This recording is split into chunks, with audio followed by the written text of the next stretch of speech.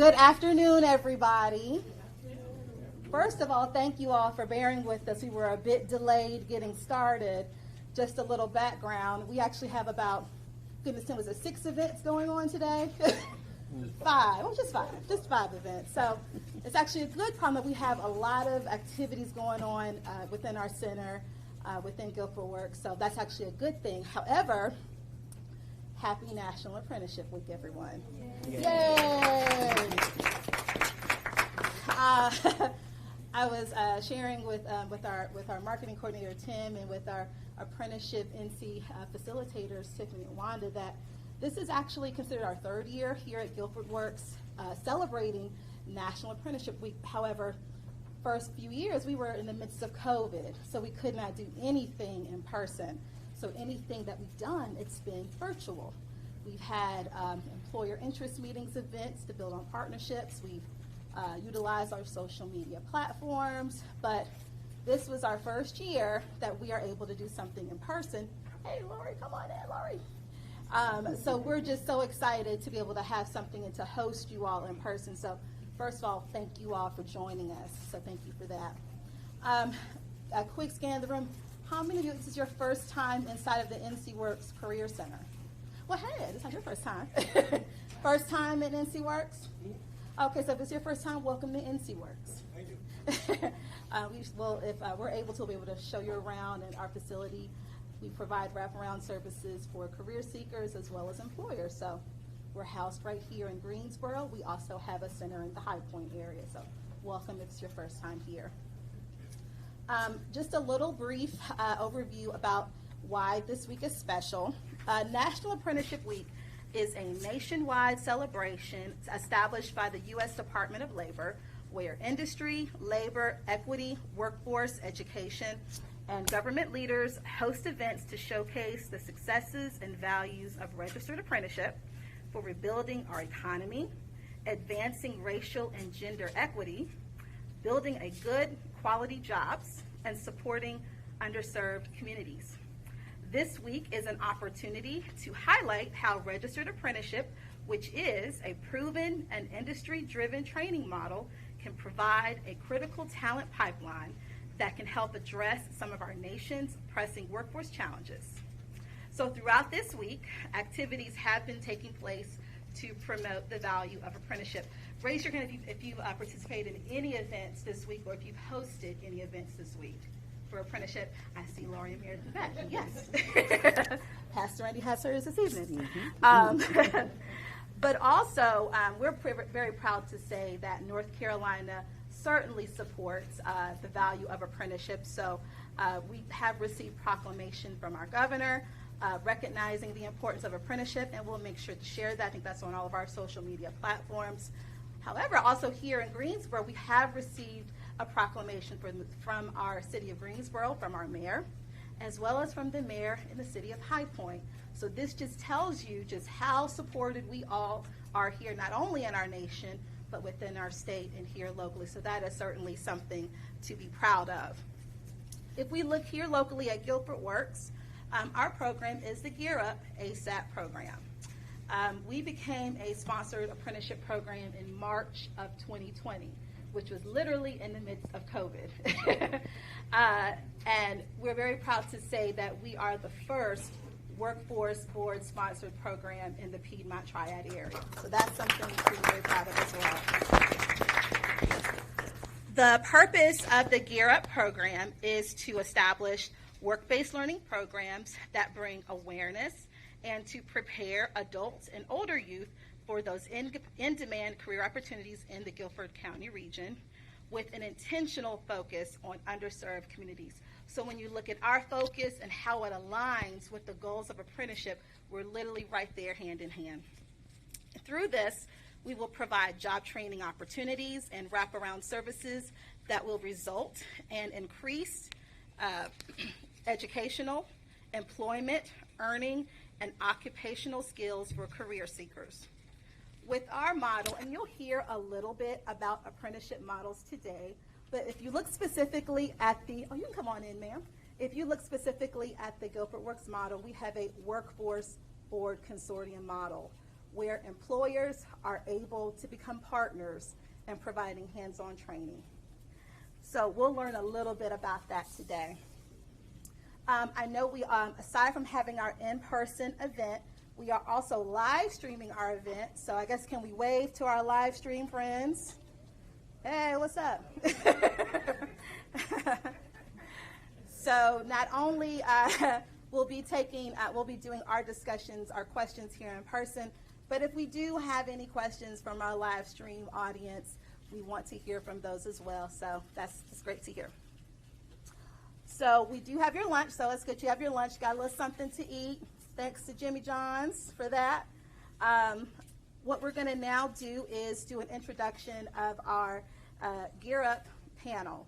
So I'll let them introduce themselves individually. However, I wanted to share just our connection with them. One thing we can say about Guilford Works is that we certainly could not do this without strong partnerships.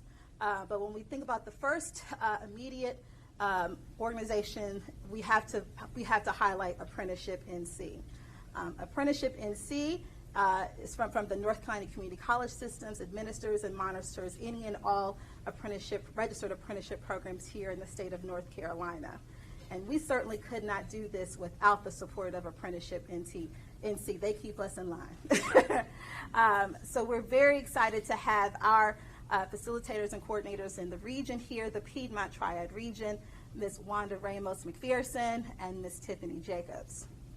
We also wanted to highlight our partnerships. So we have Pastor Randy Francis, Executive Director with the Nehemiah Community Empowerment Center. And that partnership has been amazing with our pre-apprenticeship and apprenticeship programs and computer support. She's been an amazing partner, and with us today, she has brought along 2 of her participants with her that we are currently sponsoring. We have one of our pre-apprentices, which is Tyler. Tyler, wave your hand. And we have our apprentice Jason Blockham, who is the apprentice. We also have Mr. Kevin Robinson, who is not only a board member with Guilford Works, but he is also the president of our Triad Enterprises, who is a partner with the Gear Up program, and they oversee our cybersecurity, pre-apprenticeship, and apprenticeship program. This is Kevin. So we're very excited to have this panel that will be able to not only educate you on apprenticeship, but they'll talk a little bit about what their model is. We'll be able to hear a lot from our pre-apprentices, apprentices on how their experience has been so far. And also use this time for you to ask any and all these questions that you might have, because we know you're probably here because you're interested in some sort of way and you want to know how can you connect. Am I right? Okay. So what we'll do, we have some questions here and we have some focus areas. I think I put my questions over here.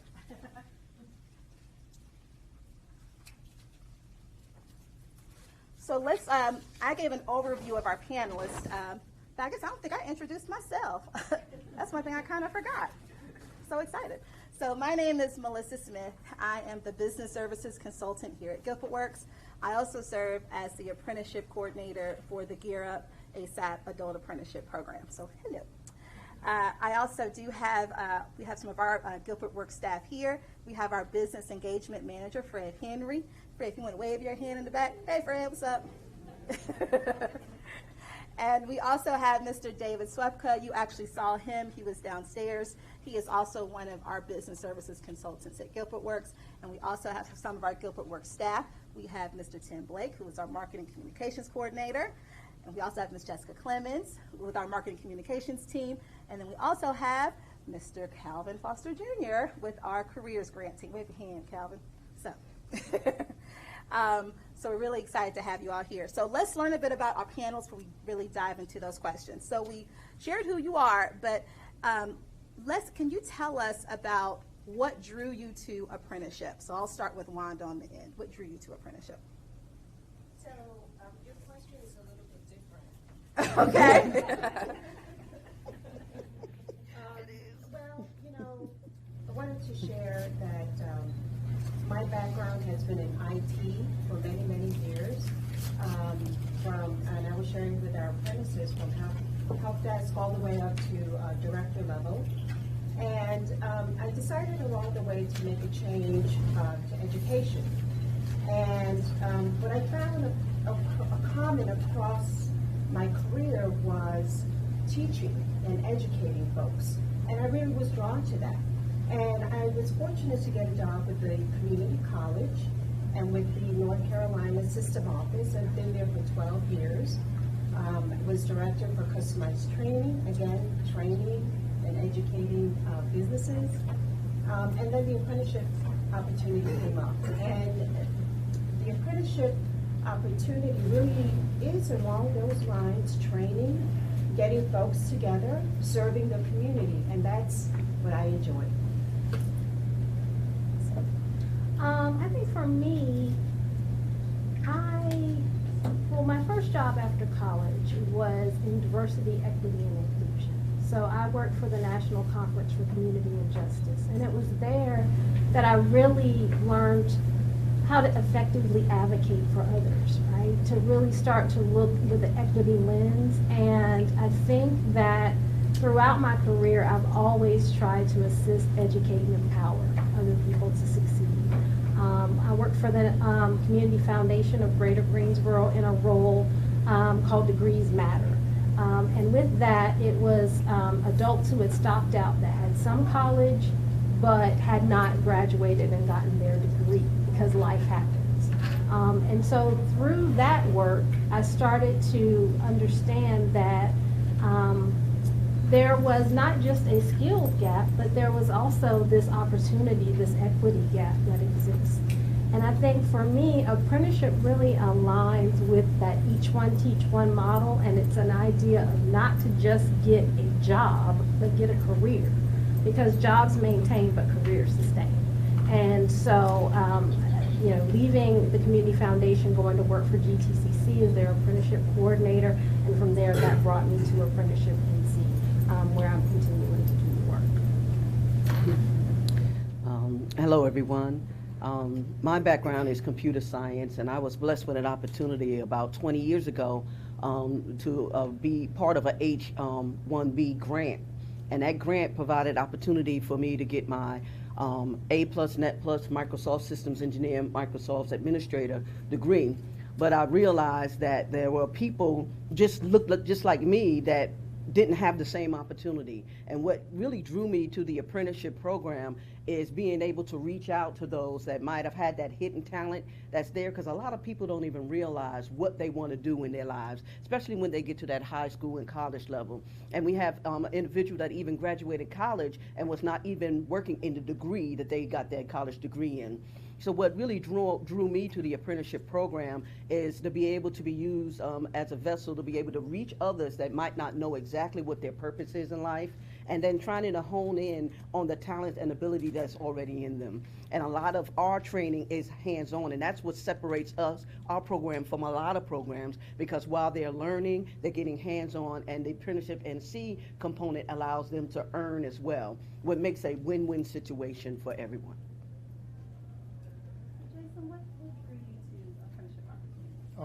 Like she said, my name is Jason Blocker. What drew me is I was, like she said, in that middle area. I didn't know what I wanted to do, but I knew I love IT and I wanted to get into IT. So my friend Andre, he introduced me to Pastor Randy, and she got me into like the apprenticeship program. So the learning while you earn is what I really enjoy. Like I get to learn IT, learn server deployment, learn different things while I actually earn money as well. So that's really what introduced me to, or drew me to, the apprenticeship.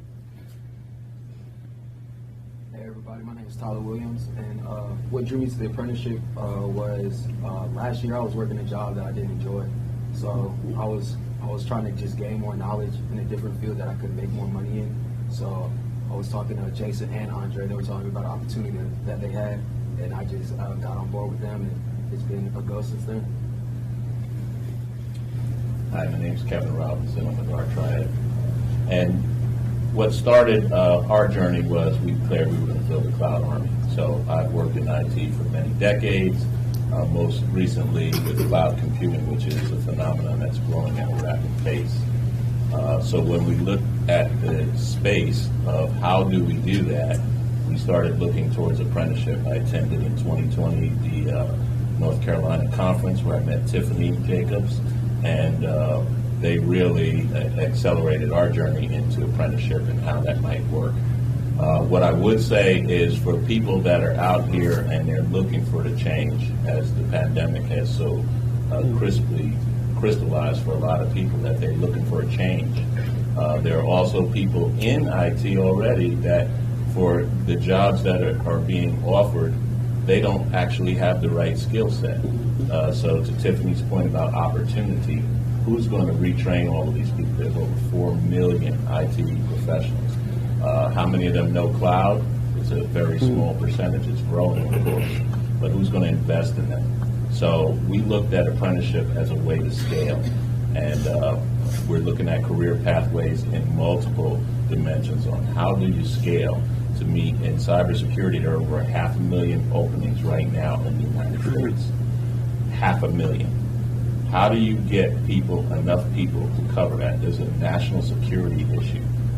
We're being attacked constantly. And by the way, our adversaries are paying people daily to hack and come in and attack our country. So these are the things that really attracted us and made us laser focused on this has to happen, it has to happen fast, and it has to happen at scale. So we're very grateful for ApprenticeshipNC. We've had a platform and they've given us the opportunity to come to their conference and speak about it and talk about we need to scale this because it's not a skills gap. Everybody that can learn, and we need to get them enrolled and allow them the opportunity to use their skills and their learning to advance their own career and create greater economic mobility. That's a good point. That kind of leads us to our next kind of focus area about addressing how did we get here? What were some of those challenges and barriers? So let's open it up to our panelists. What, for you, for example, for Tiffany and Wanda, what are some of the challenges that you're hearing from industry, which would be a great example of, I think this might be a good fit for you in building a program? I know that when we were out visiting with business and industry, and you hear this as well, and being an employer, is the difficulty of finding the skilled labor. And so that's one of the challenges we hear daily. And the way that we can approach that is not so much as a challenge, but maybe an opportunity to look at diversing your workforce. What other candidates are out there that are willing to learn, that are teachable, that you can train in that particular job. And they can include veterans, they can include those individuals that are re-entry, individuals with disabilities, of course, and then you have high school and community colleges. So instead of we pose a question to you, maybe look at those individuals that you have not considered potentially in the past. I also think, when I'm talking to employers, I always ask, what's your succession plan? Because we know baby boomers are retiring. They are out of here. They are getting out the door. And what is going to happen to your workforce when they take all of that knowledge out the door with them? In apprenticeship, they're able to pass that information on to someone. And again, it is a succession plan for a lot of companies to be able to recruit, train, and retain talent. So I think that, that is something that is, an amazing thing, but also the retention rate of apprentices. So apprenticeship creates a higher stick-with-itness, if you will, because there is a structured system that's in place. And so I think that one of the things that we try to identify with employers are what are your needs? What are you looking for? What is your succession plan currently? Because we're not trying to come in and reinvent the wheel in any way. I want to take what you already have and make sure that it's structured, that there's continuity, all of those sort of things. But I think that what is really appealing about apprenticeship for a lot of employers, again, they need talent. We have, again, people retiring, but also everybody's heard about the Great Resignation or the resignation generation, right? So people are leaving. And I think that that also ties into the gentleman, Tyler, who mentioned I wasn't happy in doing what I was doing. I think people really want to be happy doing what they're doing. If we have to go to work every day, let's be happy in doing what we're doing. And so I think that, finding opportunities to be trained and do something that you're actually going to love and be happy and stay there, is something that's appealing to employers as well. With us, it was hard to get certified, qualified staff. And we realized not only are we a service provider, but we are an employer partner. And we select certain ones that will stay with our organization, or we will have them go to other employer partners that we're with. An example, Andre is one of the individuals that we've kept on. Now, Jason is a part of the OJT program, on-the-job training. But what it does as an employer, and I want you all to think about this, it really gets you to groom someone the way your organization is, to build the culture of your organization, but you're getting someone and you're grooming them from the ground up. And you're getting people that are really certified and qualified to fill the positions that you have available. Because that's one of the barriers that we found that employers say, well, this person requesting 50, 60,000, but they don't have a certification. We had 2 young ladies that went to A&T, and they were in their second year taking a computer science major, and the first time they opened a computer was at our program. So we're adding that extra element, not just the book part, the related instruction, but the hands-on. And as employers, that's what you need. You need someone that's already had the hands-on experience, at least 12 to 18 months. They have their certification, and then when they come and be presented to you to be employed, you have a qualified and certified person ready to start any task that you have for them.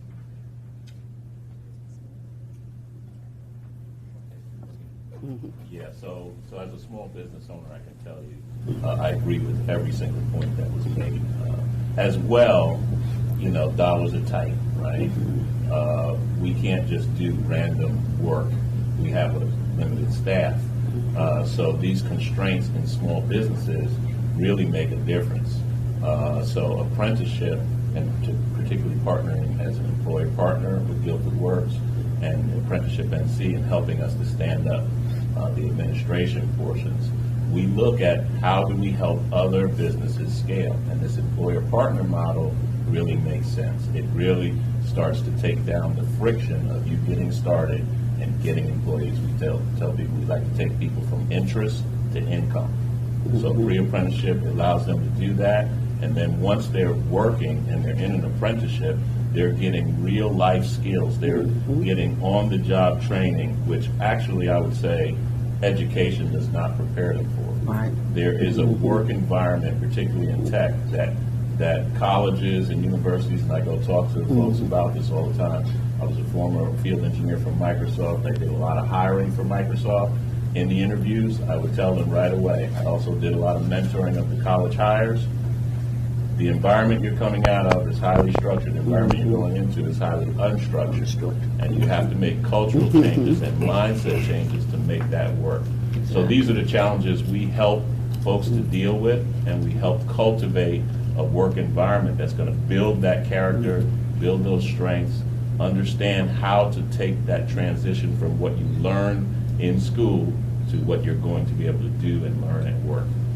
So it's a really, really challenging piece for a small business owner, which we had, limited ability to hire and pay people. So we're looking for other employer partners that will pay those individuals, and between Guilford Works and our employer partnerships, we can train people, we can send people to community college through the community college system for free, right? For a small business owner, guess what? This makes sense to me. I can't afford to send my employees to community college. So these factors are the return on the investment. They also help you. You could qualify for OJT and WIOA money for the training and the ability to pay them and offset some of the costs that you have in paying them. So there's a tremendous amount of value to employers that it takes some time to understand how all of this works. And that's where Guilford Works has been a great partner to really help us navigate through that. For the book, you're do want to make sure I highlight our interim executive director, Dr. Danielle Harrison, has joined us. So, hi, Dr. Harrison. Just want to make sure we let everyone know she's joined us. So, we're really excited that you're able to join us today. Good. Yes, yes. So this is good. So we've talked about some of the challenges, and I'm pretty sure with you all sitting here, you were like, yeah, that actually, I've heard this. I'm experiencing this currently. So let's talk about where do we start.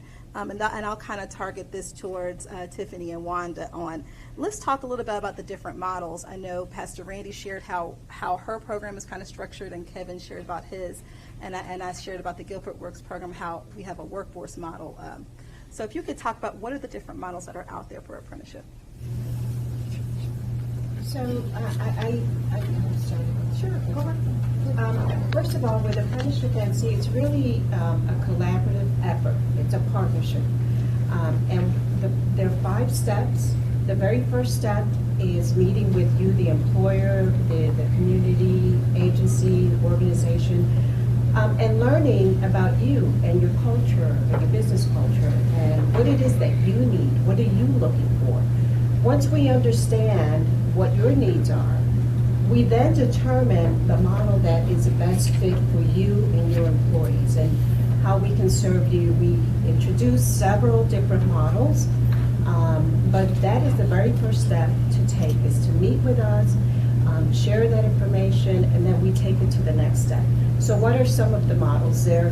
ApprenticeshipNC is flexible, is customizable. We talked about employer partners, but the very first thing I would look at is potentially an independent program. So you would have your own standalone program. That's just one model. And then there's so many other different models.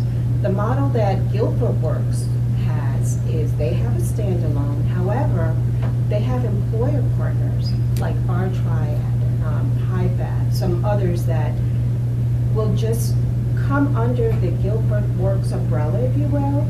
You let them know what occupation you want. You write your occupation into their program. So there are different models that are available. Again, just being customizable and flexible. Yeah, I think, in terms of models, right, we try to meet the needs of what your business is. So we don't really want to come in, like I said, and reinvent any wheels, but there are several different ones. So there are the models where you have a standalone program. There may be a model where you add additional employer partners under your program. There may be a model where like-minded companies that are all looking for the same kinds of candidates may come together collectively and create a program where they have a pool of candidates that they can identify and recruit to meet the needs of their business as well. So again, Wanda and I sort of come in and we talk through that with the employers to determine what's going to be the best fit for their program. And we said all that to say that, again, apprenticeship is not, we're not selling you a program. You're telling us, or the employer is telling us what they need for their business, and we create that based on what those needs are, and then we find those individuals to fill those needs. So, we, again, a lot of times when I talk to employers, they may say, I heard about this apprenticeship thing, what you got? What you got for me? Like I'm going to sell you a new car. It's not a package deal.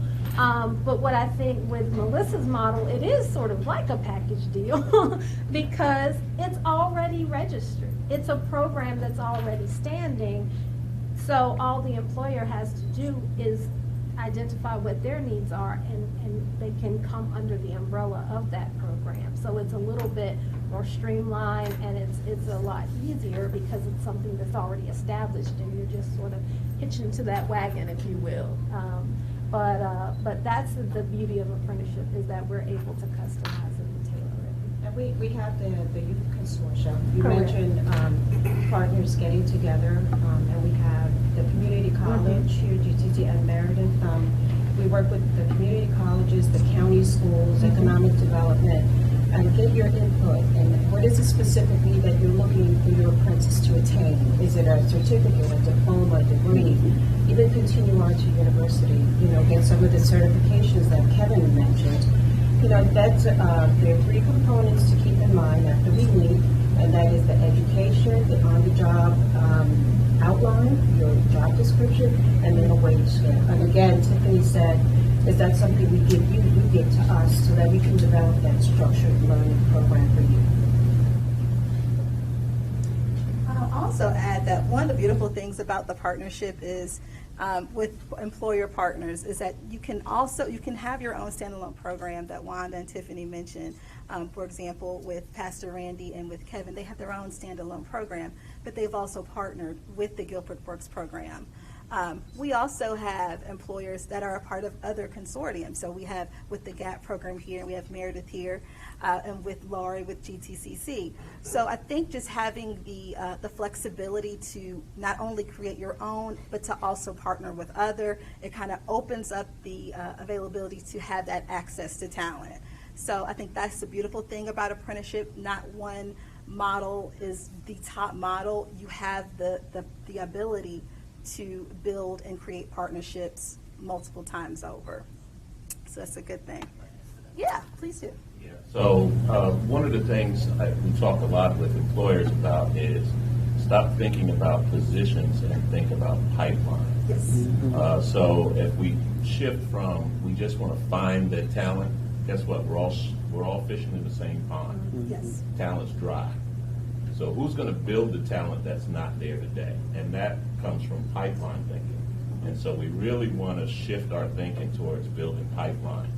And how do we do that? So we've got innovative programs in pre-apprenticeship with Guilford Works.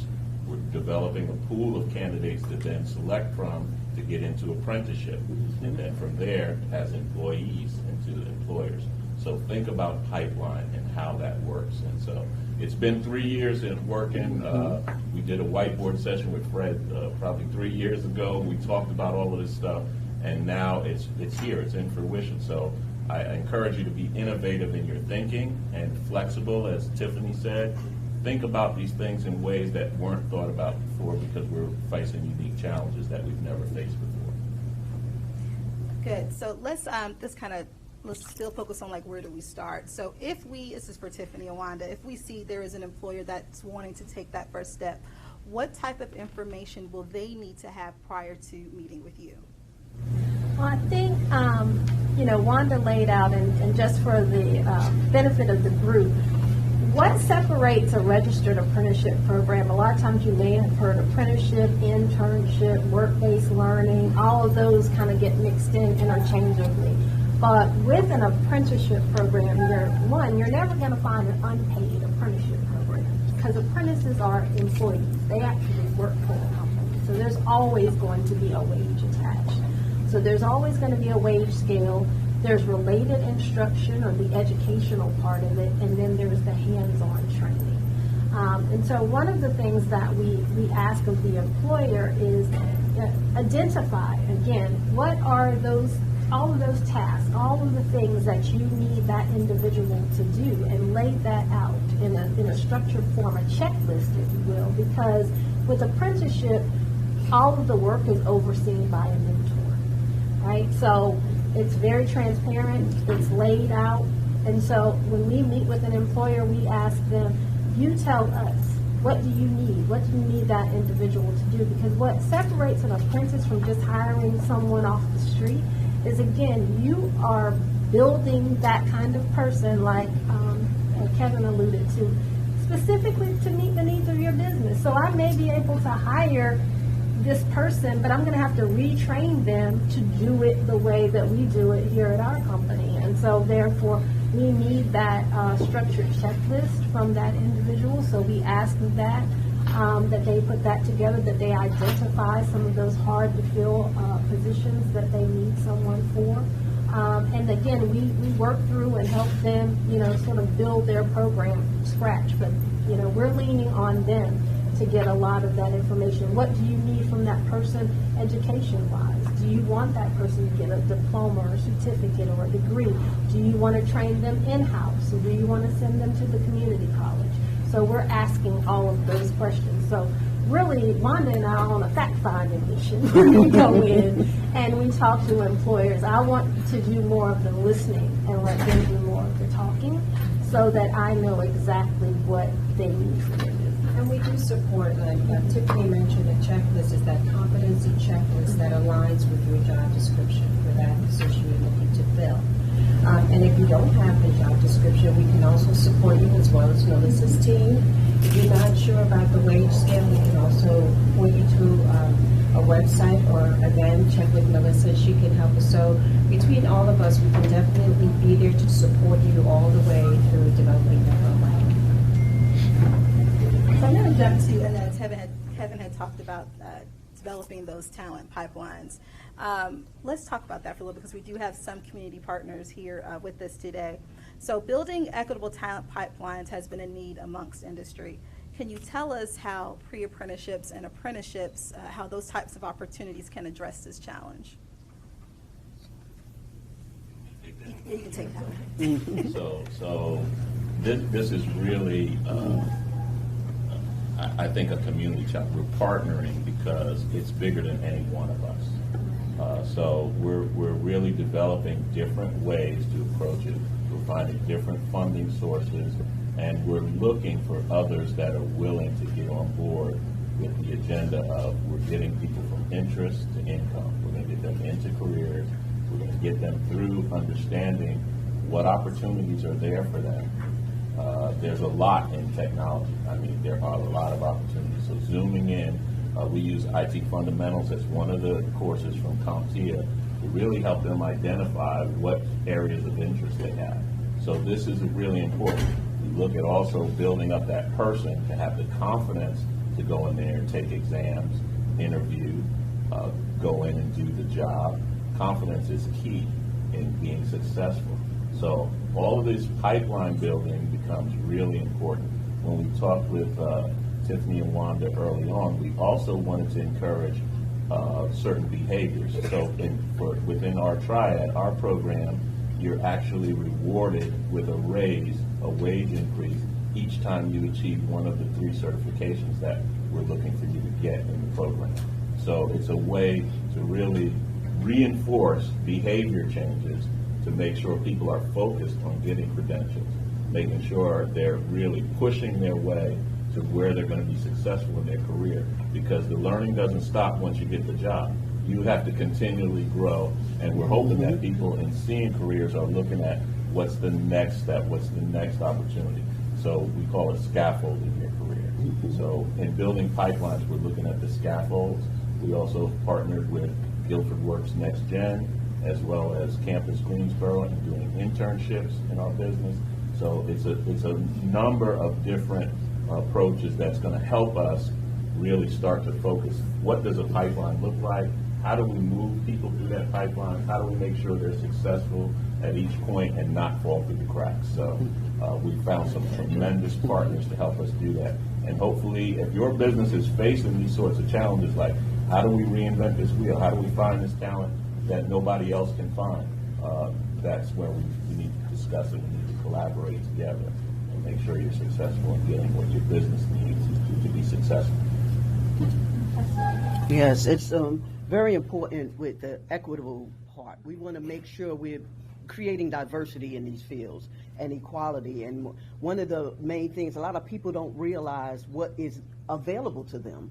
And when they do, they might not have the resources to get to those things. So what the ApprenticeshipNC and working with Guilford Works allows us to do is to kind of reach back, each one teach one, and reach back to those individuals that might not have the opportunity. And that's one of the biggest things and you can be able to bring somebody the opportunity, because sometimes what we focus on is the exposure and creating career awareness. A lot of individuals don't even realize, especially the community that we serve, the careers that are available. We tell the kids that come to our robotic camp, instead of playing the game, why don't you learn how to create the app? Why don't you learn how to do this? Why don't you learn how to fly a drone? Why don't you learn how to build a computer? We had a young guy, we did a STEM fair at Northeast. The principal said it changed his whole life. They've never seen something someone change so dramatically, and that's what this allows us to do, is to really tap into the talent that's already there, that's the hidden talent, and then pulling that person out again and giving them the opportunity to really walk into what their hearts desire. And again, it's better to go to a job knowing that you're fulfilled and happy than just going for a paycheck, and you're not going to be happy to doing it. And this allows us, the apprenticeship also gives that person the opportunity to kind of go through the stages and go through the different things, working on your skill set, working on your soft skills. That's very important, because again, when you come right out of college, a lot of people are not prepared for the workforce. So this apprenticeship opportunity really molds and shapes an individual, getting that talent, sparking it, getting that interest, like Kevin said, getting the interest, and then to employment, but then going even further into a career and being someone that you really need to build your organization or your business.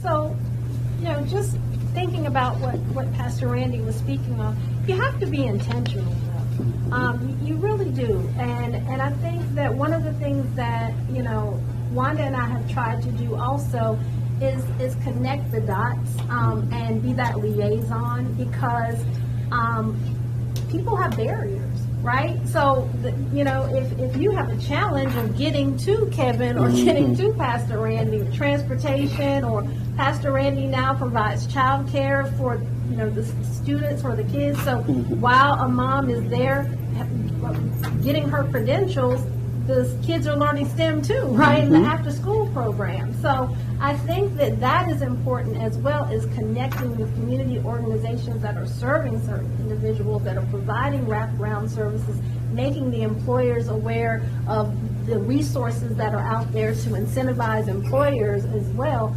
I think that it just has to be everyone communicating, everyone talking, everyone knowing, because resources are only as good as can we get to them. And people like to use availability and accessibility interchangeably. Well, it was available. Well, I couldn't access it. I couldn't get to it. I didn't know about it. So it's no good to me. And I think that that's one of the things that I really pride myself on, is getting out into the community, getting to know the organizations that are in the community, so that I can be a better resource for Kevin, for Pastor Randy, for Melissa, all of those, just how we can all work together to use braided funding or whatever it is that we need to move someone from point A to B, because I can't do it by myself. They certainly can't do it alone either. We all have a nickel in this dime, if you will. We all got to be a part of this to move everything forward.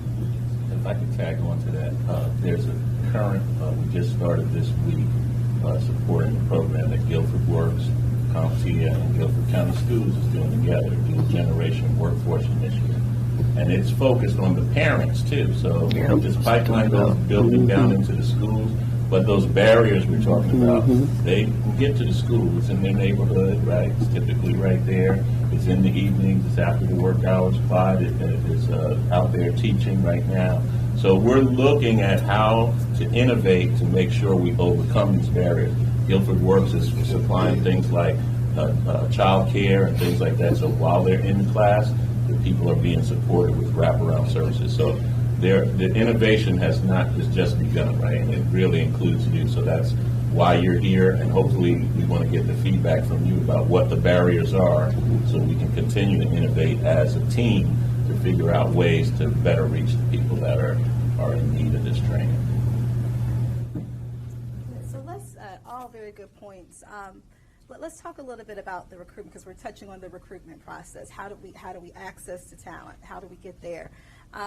Can you all suggest some of the recruiting procedures, or models that have worked for you in identifying your pre-apprentices and apprentices? I think one of Tyler's is one of the best stories. He heard from someone who had worked for, right? The proof was in the pudding. It worked. I saw somebody. They were getting it, and I want it too. And that's what, to me, that's the telltale. One of the best ways is that success stories. I think that it sells itself. When someone sees something that's working for someone else, I saw this person walking, they are driving a vehicle now that they own. They are purchasing a home now, you know, those sort of things. I think that's certainly a way. It's a win-win. I think, you know, identifying individuals that are at the community colleges that are already currently, again, getting some of the educational part, but, you know, has not, as Pastor Randy talked about, done any of the hands-on training. The high schools, I mean, you know, all over. Career seekers that are here, you know. I think that there are many places to recruit from. But you know, just to hear from the apprentice and the pre-apprentice, I would like to kind of hear from you. What really solidified it for you that it was the right thing? For me is I saw my friend and teammate Andre that works for Pastor Randy as well. He was in the pre-apprentice program and then became an apprentice. But when he came out of college, like he didn't have the opportunity to actually go into his field. So like the opportunity that Pastor Randy gave to him is to be an IT professional. So I saw that and I was like, I want to grasp that concept and like be like basically like in that field like he's in exactly. And then when I came in, the opportunity was there. I saw from word to mouth from Andre, because Andre tried to get me in the pre-apprentice for about 2 years. So I was talking to him. He was like, "Come on, man, you love IT, like you can do this." Like, And I said, he'll come when he's ready. Yeah. We'll be here. We'll still be here. So it really took a while for me, like, to hone in the concept. But like when I got here, it just skyrocketed me. Like I told him before, like I was doing furniture. I was driving for Amazon. I was doing a bunch of warehouse jobs. And then once I got into the apprentice program, now I'm an IT manager. Now I can like stay, like, you know what I'm saying, go to one location every day instead of going to like different locations. So like that's the biggest thing for me. Like the opportunity, it was there, but like I didn't know it was there until like word to mouth until my friend Andre really got to me. So that was the biggest thing for me, like actually getting to an organization that actually I feel like that actually cares about me and like that values like the skills that I have and I can show them. So that was the biggest thing for me. Like I love being here. I'm not gonna lie to y'all. Hey, that's good to hear. Love having you. Well, that tells me that representation matters, right? If I can see it, I can be it. That's what I was going to say. And I think that is one of the key components as well, is seeing that reflected in someone who looks like you and someone that I know, and it happened for them and it can happen for me as well. It makes it real, you know, and I think that's a big component as well. Tyler? What solidified it for me was just the opportunity to gain more knowledge, having the opportunity to get a certification and take a test that costs like $200 without the program, and being able to do that, being able to learn more and then get the certification. That's what really solidified it for me. Yeah, I'd like to jump in on this because this is one of the biggest barriers. Our target market is again blacks, women, Latinx, so underrepresented communities. And that confidence that we talked about in those communities is not well known. It's not well believed by people like these young gentlemen here that I can actually do this. I could actually get into this. I'm always surprised when we offer all of this thing through our partners like Guilford Works that it's so hard to find candidates, right? But there are barriers, right? These are real barriers, and we have to find out what they are to make sure that we're building this pipeline. Selfishly, we're building talent we want to hire, right? So we're using the apprenticeship and pre-apprenticeship to pull apprentices and employees and help them as contractors. So with the program we're talking about here, the dual generation, we're helping CompTIA serve instructors here from pre-apprentices that went through our program. We have a post that we just did on social with Adrian Long. One of our pre-apprentices is now working for Wells Fargo. And so it's really a matter of making sure that that visibility is there for the potential candidates, that they know this is possible. So we're posting a lot. We're calling it Real People, Real Tech, Real Talk. You'll see it on our social platforms as well. People speaking in their own voices, because these voices are the ones that are going to attract the folks that don't believe they could actually do it. That's right. I want wanted to also, and I already talked to her prior to, with Laurie from GTCC, the apprenticeship coordinator. Can you share with us, because the GTCC is also one of our partners as well, about what does your recruitment process look like for identifying potential apprentices for employers? So we work with a local consortium that focuses on high school students, but I also work with a lot of independent companies that just come to us and have, specific needs for training. They work with ApprenticeshipNC to set up a program, and then we all work together to get that going. But then in a whole related instruction part. So, it can be anything from continuing ed programs that are available that are shorter term trainings. It could be curriculum-based programs that are certificates, that are diplomas, that are degree programs. It really just depends on what the company's needs are for their training. One thing to note is that in the curriculum programs, even if somebody starts in a short-term certificate, which could be like a 5 or 6 class program, those are part of what's called a stackable credential. So it's not one and done. Somebody comes in and takes 5 or 6 classes, say in mechatronics, the foundations of mechatronics, and all those classes then roll up into the diploma program, which is 45 to 48 credits, and again, then all of that rolls up into the 2-year degree. So somebody doesn't have to bite off, if you will, a whole 2-year degree, which may seem very daunting at the beginning. They can start kind of with a baseline of a foundational certificate and build from there as their desire for more, or the company's desire for them to know more, shows itself. So that's kind of it. Thank you.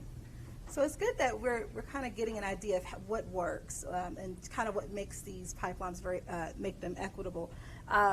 Let's talk about that. We kind of touched on a little bit in our conversations on what are some of the benefits and some of the incentives, and we'll talk about a little bit about what Guilford works, how we're able to incentivize our employers. But I'll kick off with Tiffany.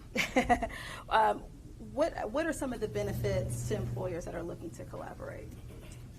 Well, absolutely. I think that, again, there's a return on the investment. And you talked about also the retention rate, increasing that and creating that talent pipeline, that workforce solution.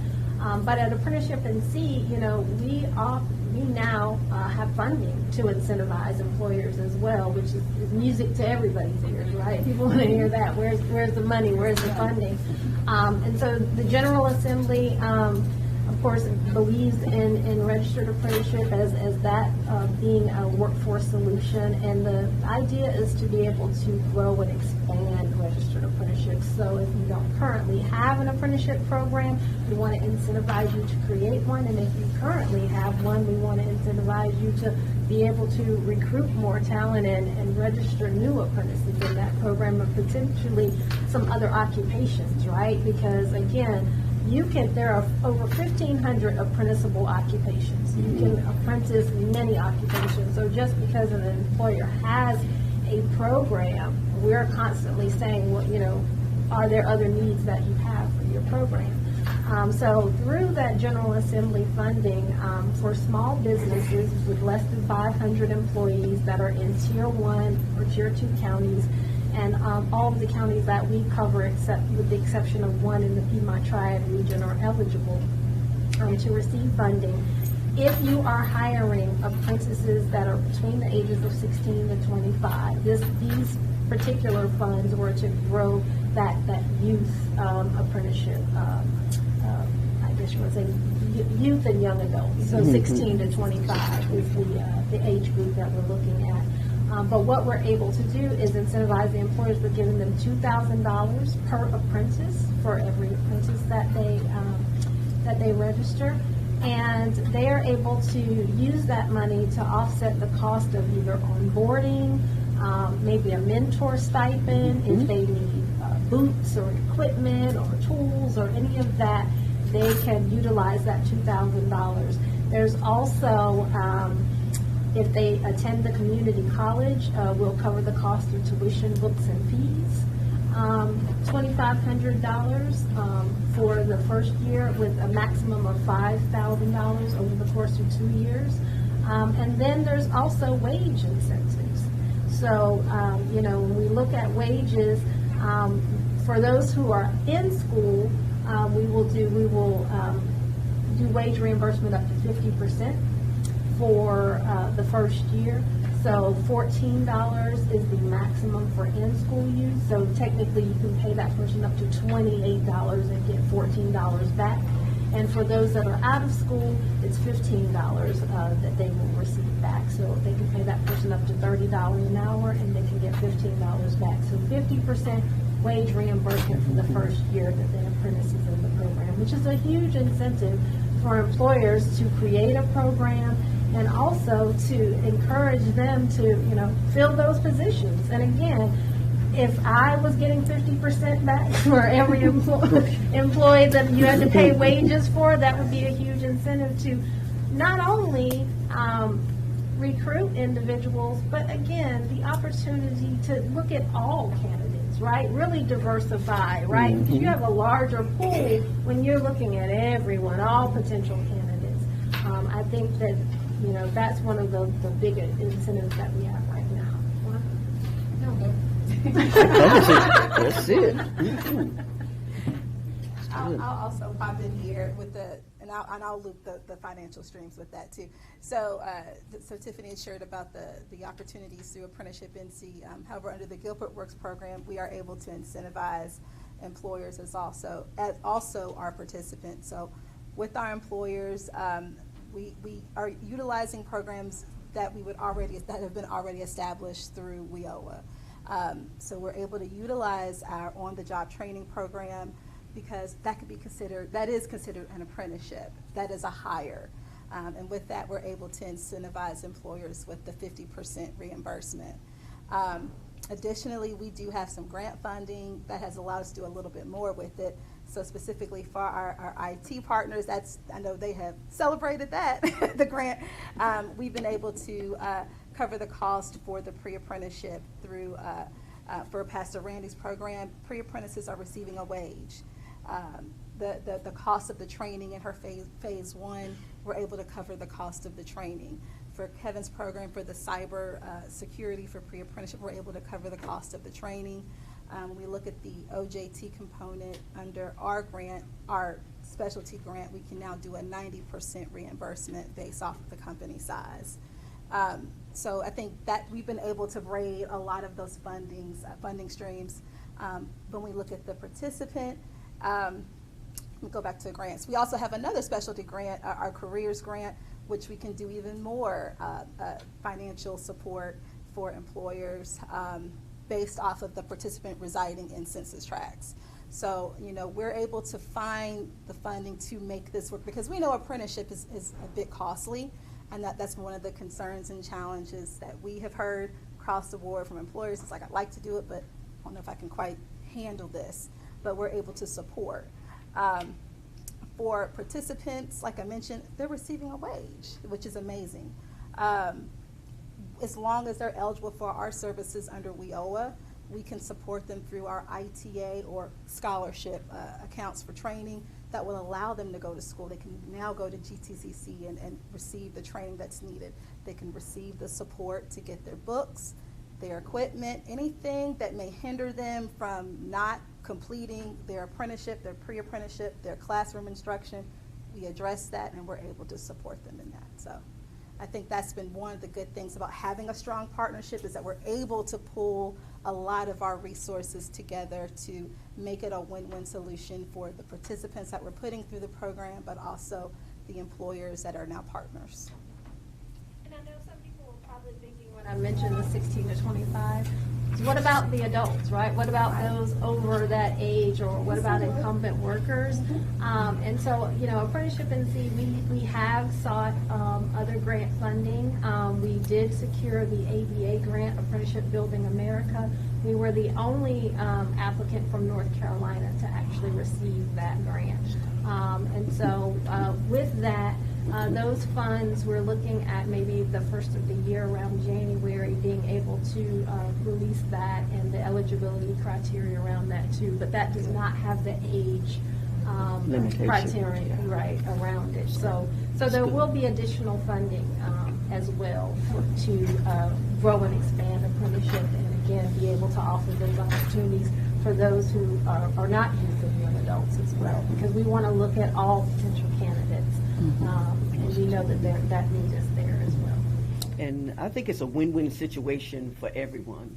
You as an employer is getting what you need to fill that position, but also for that person to grow in your company. But also the individual, when, like Kevin said, when they reach different stages, they get wages. And we're not talking about a wage increase of 50%. We're talking about anywhere from $2 to $3 wage increase as they are learning and building. And that gives them more confidence, more encouragement as well to want to even stay, because they are getting, I would say, competitive wages against what's out there. And I'll just add that when we say equitable, our concern, both as a business owner, as somebody who's passionate about this work, and a board member here at Guilford Works, is about getting people above living wage. Yes. This is really critical, and the economic mobility, the ability to do that quickly, not to have to wait 4 years and get a degree and then come out. I don't discourage people from a 4-year degree. I just say it may not be timely at this point in time. Get to earn, to learn, to earn, to learn, and grow your career. That's what we talk about, scaffolding. So the economic mobility factor, people are suffering now. It's not a later thing. They need money now. They need to change the lifestyle of their family now. And so particularly after the pandemic, you start to look at what are the opportunities people are dealing with. And a lot of them want to work remotely. Guess what? IT allows you to do that. A lot of them want the economic mobility to grow to a 6-figure income. Guess what? IT allows you to do that. A lot of those people want flexibility to earn multiple streams of revenue, not just through their job, but through self-work, freelancing, what have you. Guess what? IT allows you to do that. So these are the things we really talk about when we talk about equity, is there's the ability to go as far, as fast as you want to. I wanted to also highlight on Tyler and Jason, what have been the benefits for you throughout your training? The big benefit for me is like you said, like not waiting the 4 years to actually like get that wage that's like you want. You know what I mean? So like I was making like a little bit over minimum wage, but like now I'm making like well over minimum wage and like a competitive rate in this field that I want to be in. So like, and actually learning. So like I love learning. So like I get to learn while like I earn. So like I get to do an actual CompTIA certification while I'm learning. So like that's a big thing for me, because like say I want to go somewhere else, you know what I'm saying? Say I want to expand and like do my actually like career, like my career goal, you know what I'm saying? I'll have that experience and the actual like certification or the degree I will need to actually like go and do that job to like the best of my capabilities. So that's a great part and a great benefit for me.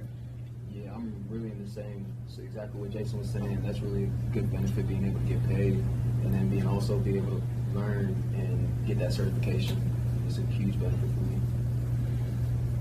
And also, even though we're highlighting, with our partnership with IT, under the Gear Up program, we actually have other industries that are identified under the Gear Up program. So we have been able to see the same type of return on investment in our tracks in the skilled trades. We have pre-apprenticeships with the Forge Maker space. We have apprenticeships with employer partners in advanced manufacturing. Under our welding track, we have same type of return on investment with our furniture tracks. So we want to make sure that we are creating the same type of model to meet the needs of industry in all of these in-demand careers in the Guilford County area.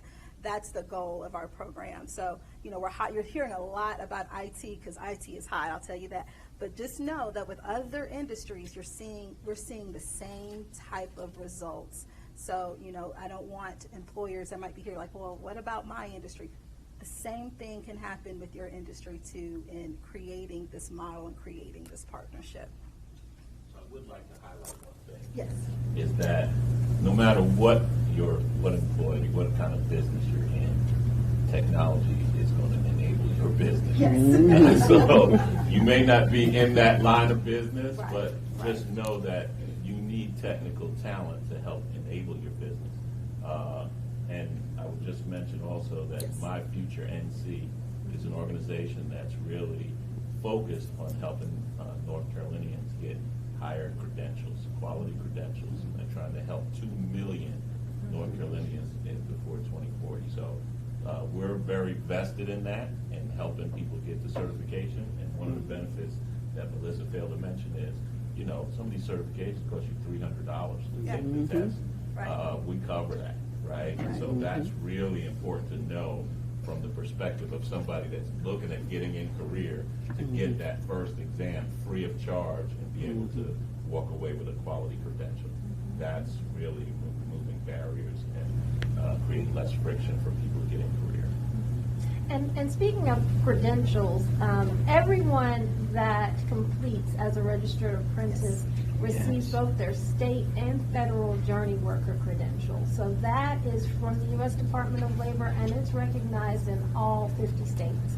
So again, as Tyler talked about, or I'm sorry, maybe it was Jason who said, they may eventually want to leave. He's young, and he may decide that, I've done everything I can do for you. Yes. Randy, I appreciate the opportunity, but I'm moving to Colorado or wherever he's going, and where we would love to retain that talent and keep him here in North Carolina. Spread his wings. Again, we recognize that, and we want you to be able to take those skills, and again, not just get a job, but have a career wherever you go. The apprenticeship is able to do that, and the journey worker credential writes its own ticket. Anyone who's applying for a job and they have a journey worker credential, the employer knows that that is someone who has had both the hands-on experience and the related instruction to go along with it, and that they, are a qualified candidate. So can I address the elephant in the room? Sure. I really want people to be clear about this because I did a lot of work for Microsoft hiring and working with young people. The average retention for an IT professional is between 18 and 24 months. Average. So just know the world you're living in now, young people are going to move. They're going. They're predicted to have up to 17 positions in 7 different careers. So think about that. That's the environment we're operating in. So I wanted that, and that's a really good point. It's reality. We'd love to retain them here in North Carolina. Let's talk about looking forward. What are, and I'll start with Pastor Randy. What are some of the long-term goals that you see for your program? Tiffany's always asking, what are you going to add? Try to really get a grasp on what we're doing well. One of the long-term goals is to kind of go more probably into the software development side and expanding in that area. I know how critical that is and where we're at. Don't want to reinvent the wheel. So anyone who goes to cybersecurity, they're going over to our triad. I don't, and it's enough for all of us to get a piece of the pie. So I try to look for opportunities that are not being addressed. So I think software development might be one of the areas of going more into the programming arena for those individuals who do mobile development or app development and things of that nature. It's expanding that way. We've just this evening have our apprenticeship, Women in Apprenticeship celebration, and we've been focusing on women in STEM. And we have a phenomenal Women in STEM program this evening at our facility, and it's really focusing on women. So I want to, again, start really focusing on that subset, because a lot of women don't feel that they're able to do IT or cybersecurity or robotics engineering. I think it was Kevin said, there's over 4 million jobs in IT, but it's even more in robotic engineering and things of that nature, and there's not enough minorities or women in those fields. So I want to kind of hone in a little bit more and focus more on women in IT, and again, addressing the barriers, childcare and transportation. So now we're offering that in-house for those that have children, that they can come to class still and still learn and get their certification and get the work experience that is needed. So I think those will be the main ones that we really hone into. So I'd like to tag on to what Pastor Randy's talking about. Our long-term goal is really to expand into more occupations. We've partnered now with CompTIA. We're a CompTIA delivery partner. We're working with their apprenticeships for tech that offers 5 additional tracks. There's enough room for all of us, Pastor Randy. That's 500,000 Yes. cybersecurity jobs. So we need all the help we can get. There's also the capabilities that we're doing even out of state. We're working with universities out of state where we're looking at partners that actually are paying the wages of the employer, but we're producing the software development environment for them to get hands-on experiences, project work-based learning, and things of that nature. So there's a lot of experimentation going on right now, a lot of innovation, and a lot of funds that are coming down to support these activities. So we'll be reaching out to many of you to make sure that you're both aware of these, as well as that you're a partner in innovating with us, right? We need ideas. We need ways to think about how do we get more people through these pipelines. So I wanted to also bring in our participants here. What are your career goals? My career goal is to, like I said earlier, I am a IT manager with the Nehemiah Community Empowerment Center, but my end goal is to be like a cloud administrator. So just going into that field and like getting all the knowledge I can to go in that field and like earn the wage that I think I deserve. So Right now, I'm leaning more towards cybersecurity. That's really what I want to do, but I'm not too sure exactly what, but something along those lines. But at least you're starting now. Right, That's the right. good part. Okay, so before we, I know we might have some questions from the audience, and I'm also monitoring time. Very quickly, what are some lasting advice you would like to share with individuals that are interested in partnering or interested in apprenticeship period? What lasting advice would you want to give? Oh yeah, go ahead. Yeah. I would really like to tell them like to really hone into like learning and like getting the hands on, because like it's the learning part that most people are like, I don't really want to do this, but like the hands-on part is like the opportunity they give you to actually like do the job. Like that's the biggest thing. Like you need to come in and like actually do the job so you can get the training you need and to actually do the job and like be able to like do the tasks that the employer gives you. So that's the biggest thing for me. I'd say don't wait on it. Just go and do it, because you might think, oh, this is going to take too long, but 2 years down the line, you might be in the same spot that you were 2 years ago. So you might as well just go and do it. Get out the way.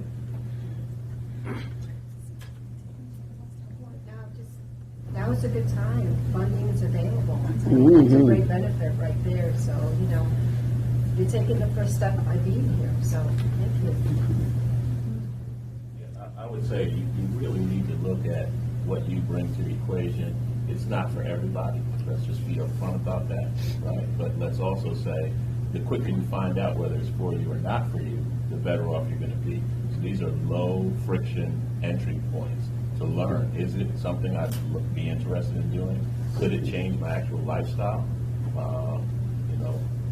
Zero cost, just some of your time and your energy and your focus. I'd say that's a great proposition to get started. And as employers, you're opening doors for people, giving others an opportunity that maybe you all might not have had, or people that you might have family members. And that's what's big to me. I like seeing others being successful and giving them that opportunity to grow and to be the person they was created to be. And that you have the opportunity to really open up some doors for some people that may have given up or feel that there's no hope. It blessed my heart when somebody said to me, "You're giving us hope." And that's what you can do. You can give people hope and a chance. And sometimes people need that second chance. And you now could take advantage of an opportunity to get someone trained and skilled and educated and change the whole trajectory of their life, but also it's to change their financial situation for their household. I think You know, I was telling this gentleman here yesterday, it's one thing to be the first, right? I was the first to graduate, or I'm the first to do this or that. I think the most important thing is to not be the last, to not be the last to do it, right? So in many people's families, they may be the first or first generation or the first one of their friends to do this, but don't be the last one, right? So to bring someone else along, I think is huge. To open someone up through career exploration to an opportunity that they didn't even know existed. Many of these careers, people don't know what they do. They hear the term machinist, they don't know what a machinist does, or, you know, just different, you know, careers that are out there that exist, that there's a need for. And how do you know that that's not your thing if you don't even know what it is, you know? And there are new careers that are actually being born every day. You know, there are things that emerged from COVID, right? Needs that emerged from COVID, career opportunities that we didn't even necessarily know that we needed, right? And so I think that that is the biggest thing, the biggest takeaway for me is just exposure. Exposure is huge. Exposing people to new opportunities, new ideas, and then creating, again, that pipeline to be able to get them there, to fill those needs that already exist, but to give someone a pathway. And it's, you know, it's lucrative, but it's also hopeful. You know, it gives hope to a lot of individuals. Well, we want to extend any questions that you all may have for our guests that are joining us, for our audience. So do you have any questions? And I was going to say, do you still want them to come up here, Sterling, or the front? Okay. So if you do have any questions, just raise your hand. And okay, Mr. Carter, I'll start with you. I'm in the background here at NC Works Career Center, and I've heard everybody on the employees in there talk about pipeline. Veteran organizations, military transitioning, veterans coming out.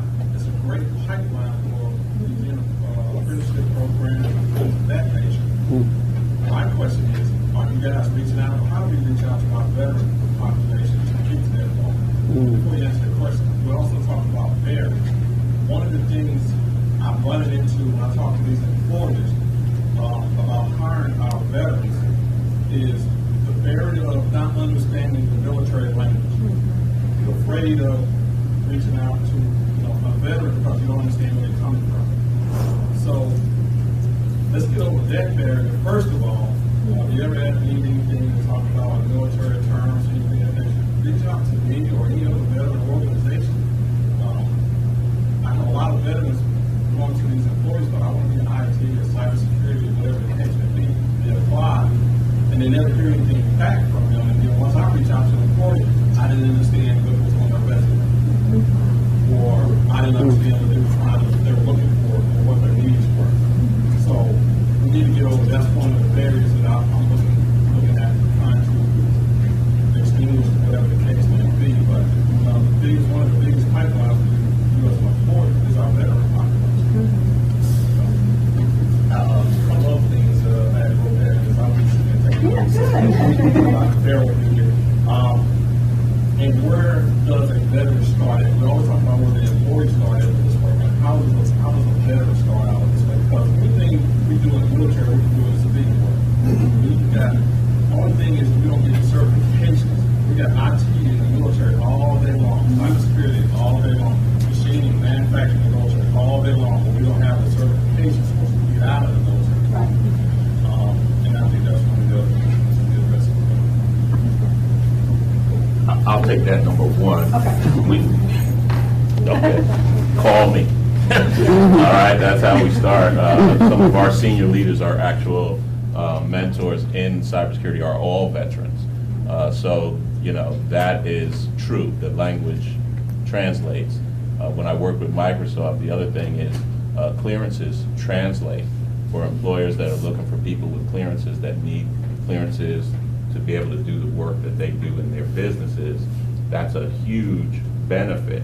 And the gap between the language they use and how they talk to employers, we can help you solve that. So definitely connect. I'll get back to that. ApprenticeshipNC has a consultant in Fort Bragg.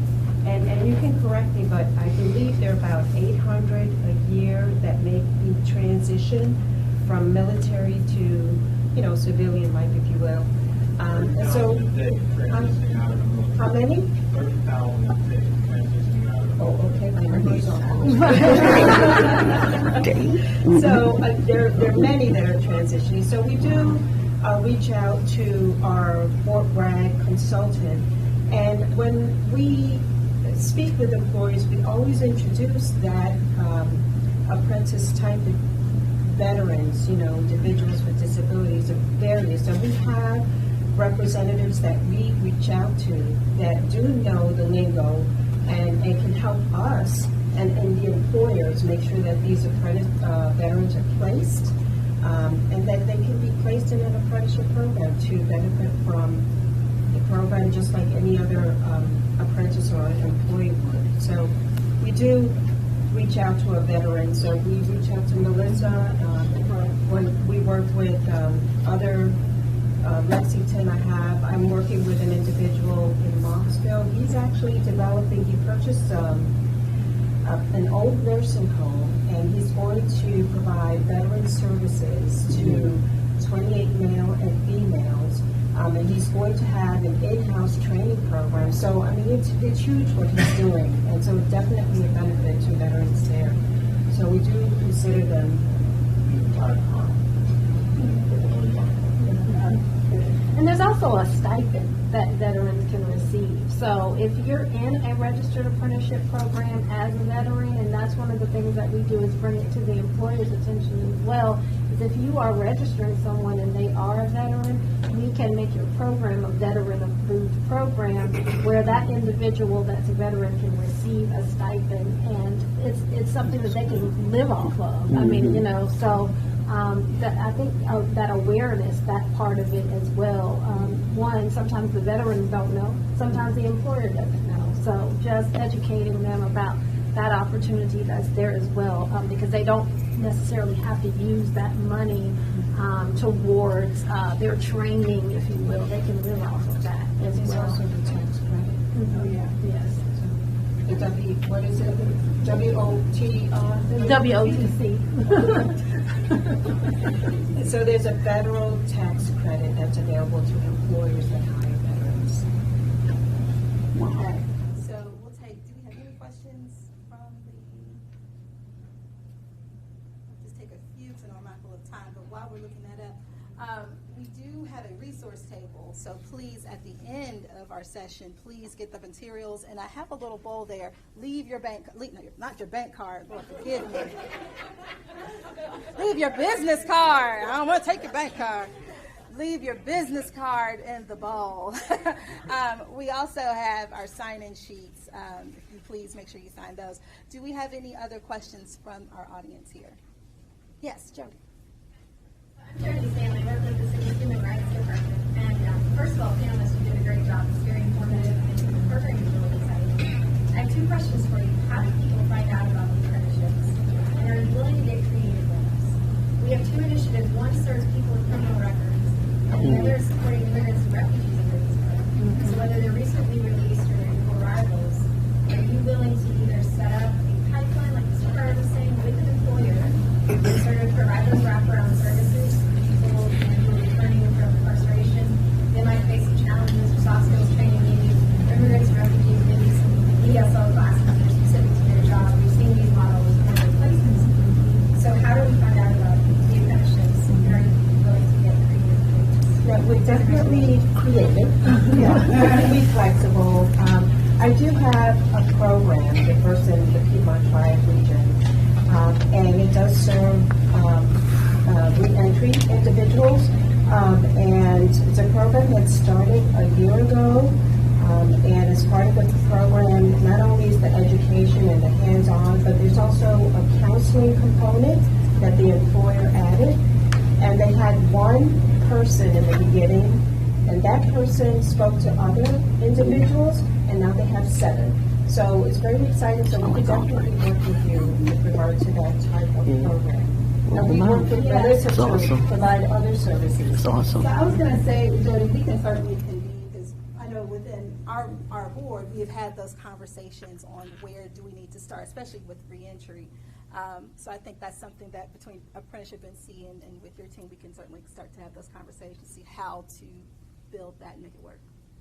But I'm sorry, can I just make one quick comment? I'm sorry. Yeah, no, but I want to say that I'm willing. I mean, I want to. I'm trying to, that is the reason, my sole purpose for trying to get out into the community is to find inclusive partners, you know, that are willing to do that, or they're willing to hire. And meeting with, you know, folks that serve immigrants and reentry and justice service. So I think one is, as consultants, we have to educate ourselves about, you know, what the barriers are and what the resources are that are available, and like you said, get very creative about how do we set these programs up and make them work. But we have to have employers at the table as well. So we have to have employers understand the benefit. And it's a benefit to us all, right? It lowers recidivism. It helps to make sure that people have a livable wage. You know, I think that upon release, when you're a returning citizen, you ask someone, what do you want to do? What kind of job do you want? What response do you get? I know what the response I get is anything. Anything. I'll do anything. I just want a job.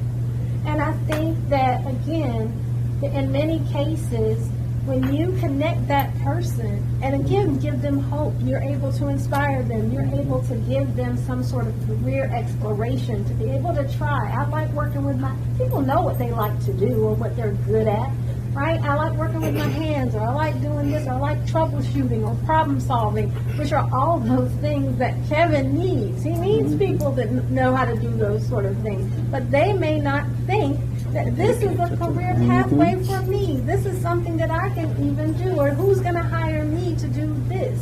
And so I think that trying to put those types of things in place to connect the dots is part of it. I'm sorry, I think I cut you off. So what was the rest of your question? Yeah, to me, you're inspiring. One out of every 10 residents that live in Greensboro are immigrants or refugees. Right. And they speak a language other than English, but many of them are violent. Right now, they're being shuttled, many of the refugees especially, are being shuttled to Mount Airy Farms, which is over an hour away. It's a chicken processing plant. And they're getting carpal tunnel syndrome, and they're all that travel time. They're raising families, right? They're missing out on that.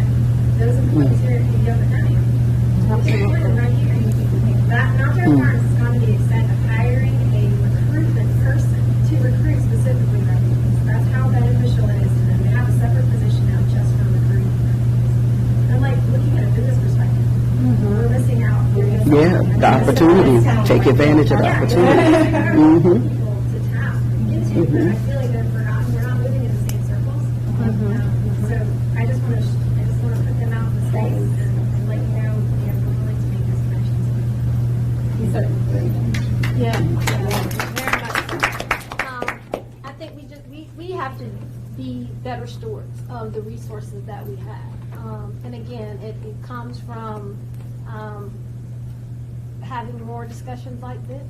You know, again, you know, Wanda and I, we cover 11 counties in the Piedmont Triad region. But within that, we do our best to know and understand where the people are, what those opportunities are.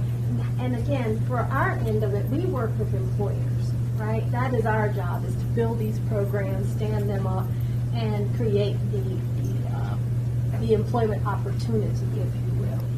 And then we have to rely on our partners to find the people to fill those needs. But again, it does mean that we have to all be talking. We have to have those conversations. And so again, when you talk about that marketing and that recruitment, I think we have to be very creative sometimes to find those individuals. I think it was you that was saying yesterday in a meeting, you got to go to meet people where they are, right? Sometimes they're not always going to come to you. You have to go to where they are. And I think that more positions need to be created. The same way they've created that recruiter for their company that goes out and finds those individuals, we need to have that middle person that goes out and does that. Okay. Any other questions? Yes, Jim. So I had the pleasure of meeting Ms. Tiffany yesterday, and so I work for Job Corps, the #1 vocational program in the United States for the youth. And so it's my job. We send the kids on centers. We have 4 in North Carolina to get trained up in high-skilled trade areas. So, for example, welding, electrical, plumbing, HVAC, whatever it is. When they leave center, it's my job to get them employed in their area of study, right? And so a lot of those professions require them to be under a licensed individual for 2 years to meet the state requirements. And I really want to get that pipeline together for myself, especially bricklaying, welding, and electrical. And I wish that it was a way that we could simplify a lot of things. A lot of things with NC Works, we got a great amount of things going on. But people don't come here.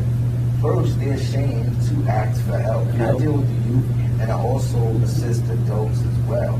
And then when they do speak to someone, you give them lingo to them that's jargon when you need to meet them where they are. And every meeting I go, I keep hearing that we have the resources and the funding. One of the biggest problems that I face every day, transportation is a barrier. And I tell my supervisor, she's sitting right here, it's my job to get these kids off of the couches and employed and all that stuff. And then when I'm calling students or I have to do a home visit and they tell me, you want me to work? I don't even have food in my house. You telling me I need to get on the bus to go here and there. Hey man, I can't do it. And so it blows my mind every time I go and I see all of the funding. The application alone makes people don't even want to apply. A lot of it can be simplified. And I get it. It's documentation, all of that. But there's ways that we could go about it, not making people feel uncomfortable. Like you want to know, what you been doing? If I help you pay your rent this month, how do I know I'm going to pay it next month? Do you have to, I think we need to do all of that. And that's just my point. Jeff is very passionate about and the youth population, which is our future. They have a whole lot of barriers, and to get them motivated, and they have a whole lot of financial barriers as well as psychological barriers because of the climate. And then it's like I think it's Tyler. Jason. Jason was saying that first he kept, have a lot of youth that say, no, I don't want to come. It's not for me, not for me. But they're missing out on a lot of opportunities. So we have to encourage them. This is a great opportunity for you. If you just only just give it a try. Give it a chance. Give it a try. So, and I think we're building a platform. Just have to continue to keep educating, keep doing like Tiffany says, get out there and informing all of our youth as well as the older population that these opportunities are out here, and just so that they can be aware and take full advantage of it. I like what you said about seeing it from their perspective. So this Saturday, if anybody's interested, Windsor Center, we're going to have a youth summit. We're very interested in hearing their voice and understanding it from their perspective because as the chair of the Emerging Workforce Committee, this is critical to our mission to make sure we meet them where they're at. So I hear your voice loud and clear. And I got students on my caseload, they would not call me on the phone. They say, the best way to reach me is Facebook Messenger.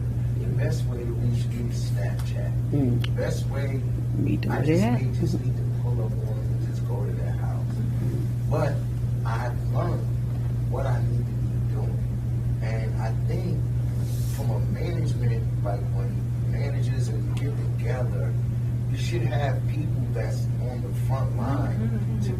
tell you, hey, look, what you guys are proposing, it's not going to work. It's not gonna work. My students believe smoking marijuana is like smoking a cigarette. I educate them on it's against the law. 9 out of 10 of them are going to smoke marijuana. What can I do to combat that? You know, and so that's what we're going on with our youth. The youth, they feel entitled and they want it instantly.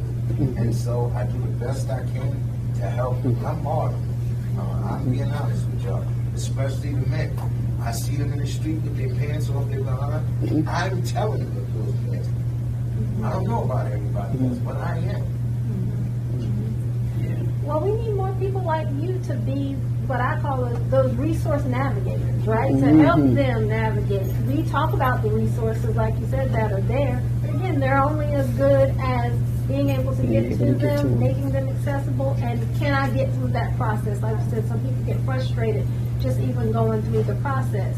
And so I think that, you know, having people like you, I mean, you know, I always say when I look at someone else is that, who can do this work? Well, let me look in the mirror. It's got to be me first. I mean, you know, you have to start with you, and that's why I always put the onus on myself when I talk about getting out there and connecting with individuals. I'm challenging myself to do that as well, because again, I can't rely on everyone, but I know it takes more than me as well too, right? And so I have to start doing what I can do within, you know, what I leverage the opportunities and resources that I have, but using people like yourself to leverage that as well. What you were talking about, explaining what you're already doing, is already apprenticeship.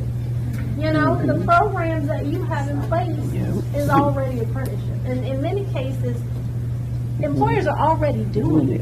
It's just not structured and it's not registered. And they just don't realize that that's what it is. And you can yield bigger and more, you know, better outcomes if you work with us to partner to get it structured in some way, so that again, upon completion, we know where they're going. We know what's going to happen. You know.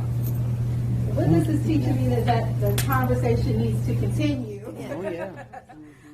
So this was awesome. I do want to first applaud our panelists, so let's please give them a rousing round of applause. And just know that we will have more conversations such as this because it's needed. Especially we have not only employees, but we have community partners that are here, because there are ways that we can start to collaborate and bring our minds and our resources together to start building on our programs that we have. So it just means that the conversation and the action needs to start happening now. So that's just really good. Few things before we close out. I know we went slightly over, but I look at it as a good problem. We do have our resource table. ApprenticeshipNC has so gladly left a good amount of information for you all that are interested in learning more on those next steps, those in-demand occupations. So there's quite a bit of information over there. Gear Up Guilford. So I now put it on your agenda, but I want you to remember gearupguilford.org. That is our website. gearupguilford.org. That is our website for our adult apprenticeship program. That will allow you to learn more about our program, the benefits and incentives to our employers, our participants, such as Tyler and Jason, as well as for our educational and training providers. There is a place for everyone on that website. There's also an area where you can say, I want to learn more. How can I partner? That's actually on the website. So please, gearupguilford.org, check us out there. I should have everyone's email address, but you will be receiving a follow-up email from me, of course, thanking you all for joining us, but let's getting this started. Let's getting the conversation started. Let's getting the next steps on building this program, building and creating this partnership, tapping into your talent.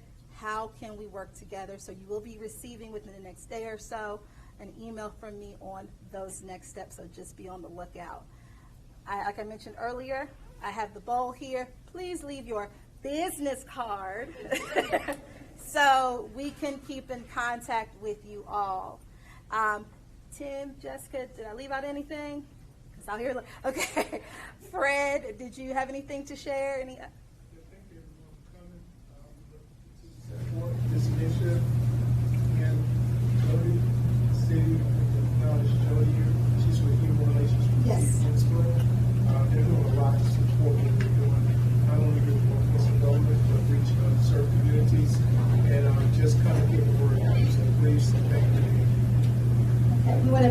our individuals joining with us virtual. Thank you. So please make sure you leave your information so that we can stay contact in with you. If you want to reach out to our panelists, they will be here. You can share your cards, exchange information, so we can continue this dialogue. And thank you so much again for joining us. Happy National Apprenticeship Week.